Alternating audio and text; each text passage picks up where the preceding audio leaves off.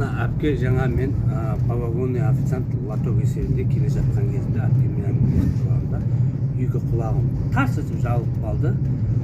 Содан мына әпке үркітеп қалдым. Түнде мына әпке мына дәріні берді. Бес рет тілдің астынан септім. Үй іші табыр мәз берді. Паста. Сол қанет берсеңші көрсетейік. Бар ма жоқ па соны алмады ма деймін. Сол пастаны жақтым. Сонан мен кәдімгідей есім жиып алдым ескі. Туатқа мына өнімі жақсы екен әпкенің. Қазақтың өнімі. Қазақтың өнімі дейді. Енді мен өзім көзім жетті. Енді алу керек екен мынаны.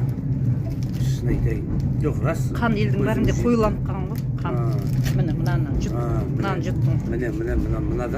Мынадан бүйтіп бір не қылдым, тілдің астына тағы жағып жібердім. Артынан шамалдан кейін су ішіп жібердім. Әдемі.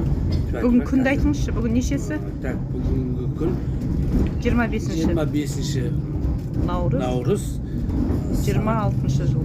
2026 жыл. Қазір 46 пойызда. 46 пойызда кетіп. Дұрыс.